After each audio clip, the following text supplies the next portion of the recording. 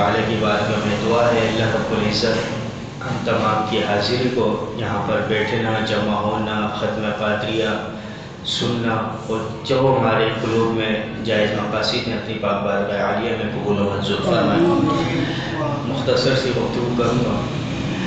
حضرت انس بن مالک رضی اللہ تعالی عنہ سے روایت ہے، حضور نبی کریم صلی اللہ تعالی علیہ وسلم نے ارشاد فرمایا، شعبان میرا مہینہ ہے، جس نے ماہ شعبان کی تعظیم کی یقیناً اس نے میرے حکم کی تعظیم کی، اور جس نے میرے حکم کی تعظیم کی قیامت کے دن میں اس کا پیش رو ہوں گا اور اس کے لیے بھلائی کا ذخیرہ کروں گا۔ عزیزان گرامی، یہ شعبان المعظم کی تعظیم اگر جو کرے گا تو بروز قیامت آپ کے اور میرے آقا کریم صلی اللہ تعالی علیہ وسلم اس کی شفاعت فرمائیں گے۔ اسی طرح حضور علیہ السلام سے سوال ہوا کہ رمضان کے بعد کون سے روزے افضل ہیں، تو تاجدار رسالت صلی اللہ تعالی علیہ وسلم نے ارشاد فرمایا، تعظیم رمضان کے لیے شعبان کے روزے ہیں۔ اسی طرح سے محترم شعبان المعظم میں آقا کریم صلی اللہ تعالی علیہ وسلم اور آپ کے پیارے صحابہ کرام علیہم الرضوان کثرت سے اعمال صالحہ اور کثرت سے اس ماہ میں جو ہے روزے رکھتے۔ حضرت اسامہ بن زید نے نبی کریم صلی اللہ تعالی علیہ وسلم کی خدمت میں عرض کیا، یا رسول اللہ صلی اللہ علیہ وسلم، میں آپ کو سب مہینوں سے زیادہ جو ہے شعبان میں جو ہے روزے رکھتے دیکھتا ہوں، اس کی کیا وجہ ہے؟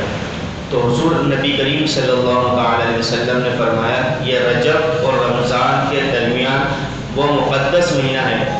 جس سے لوگ غافل ہیں، یہ وہ مہینہ ہے جس میں لوگوں کے اعمال اللہ کی بارگاہ میں پیش کیے جاتے ہیں، لہٰذا آپ کے اور میرے نبی فرمانے، لہٰذا میں چاہتا ہوں جب میرا عمل رب کی بارگاہ میں پیش کیا جائے تو میں حالت روزہ میں ہوں۔ یہ حضور علیہ السلام کی یہ خواہش ہے۔ عزیز محترم، ہمارے بھی اعمال جو ہیں اللہ کی بارگاہ میں اللہ کے حضور پیش ہونے ہیں، ہم نے اس کی کیا تیاری کی، ہم نے سوچنا ہے۔ یہ بھی یاد رکھیں کہ شعبان المعظم جو ہے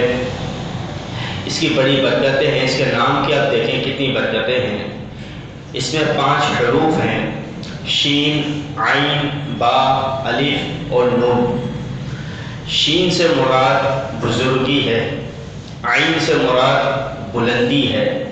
با سے مراد بر یعنی نیکی ہے، اور الف سے مراد جو ہے الفت ہے، محبت ہے، اور نون سے مراد جو ہے نور ہے، روشنی ہے۔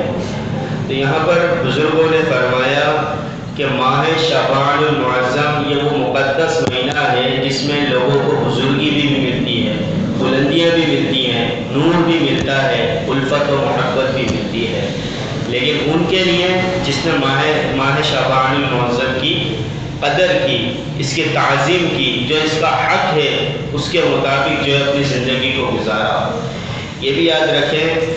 کہ احوال زندگی، تغیر زمانہ اور اس کی بے صفاتی کے درس کے ساتھ شعبان المعظم کی اہمیت کو یوں بیان فرمایا گیا کہ زندگی کے 3 احوال ہیں، حالت گزشتہ جو بیت چکا، اور دوسرا حالت موجودہ جس میں ہم عمل کر رہے ہیں، اور تیسری حالت آئندہ جس کی امید ہے۔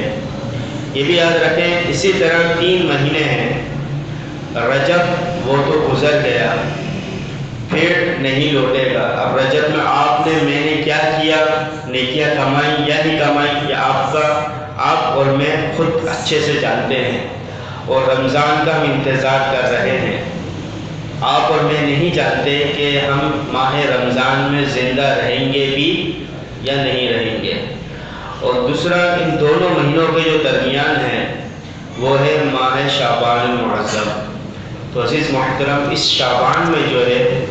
ہم جتنا ہو سکے اس کی اطاعت اور فرما برداری میں اللہ تبارک و تعالی کی اس کو گزاریں۔